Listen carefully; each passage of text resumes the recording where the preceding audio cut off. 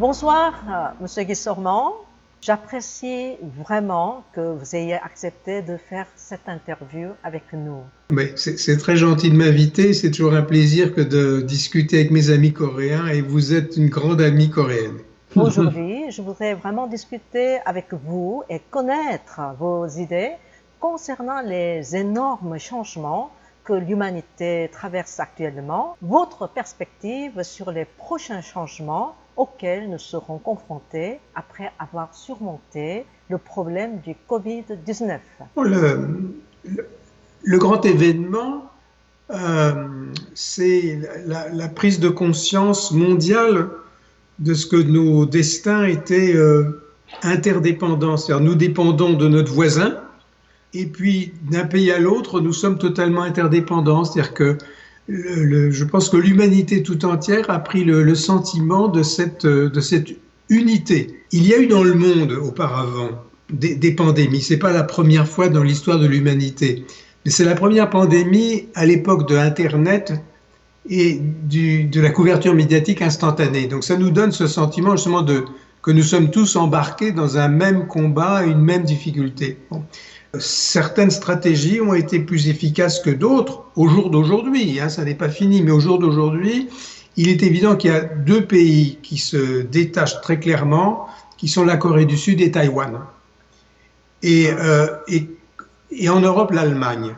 Je pense que Taïwan, la Corée du Sud et l'Allemagne ont réagi très vite parce que ce sont trois pays qui savent ce qu'est le danger.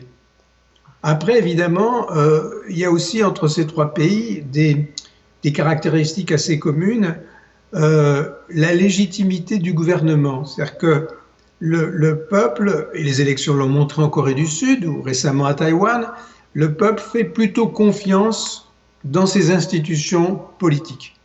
Donc c'est très important, cette légitimité des dirigeants, et puis évidemment une notion de solidarité collective qui est très enracinée.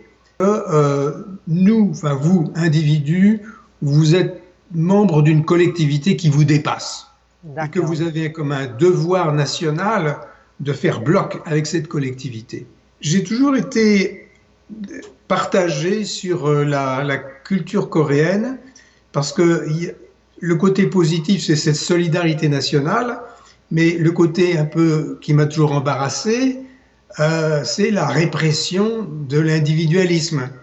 Et finalement, j'ai eu un peu tort parce qu'en cas de crise, il s'avère que ce sentiment de solidarité nationale doit l'emporter. Mais est un peu entre balance, très clairement entre les deux, entre cette solidarité collective qui vient du passé lointain de la Corée, mais aussi une jeunesse qui est, je dirais, beaucoup plus individualiste. Et l'équilibre entre les deux n'est pas encore trouvé.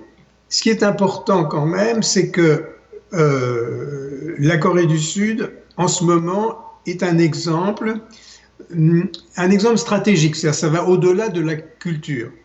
La stratégie qui a été menée contre le Covid-19 en Corée du Sud est la meilleure. Tout le monde est en train d'imiter avec un peu de retard ce que vous avez fait, les tests, la recherche des foyers de maladies, l'isolement des malades, tout ça a été extrêmement... Et ce qui est important, c'est cette notion de stratégie. Je crois que la Corée du Sud a beaucoup progressé, je dirais, depuis les années 60, parce qu'il y a le sentiment que la stratégie, c'est important, il faut s'inscrire dans le long terme. Vous êtes dans le long terme, et ça, c'est une leçon. Et la Corée du Sud, tout d'un coup, mais apparaît comme une leçon de stratégie politique, stratégie économique et stratégie sanitaire.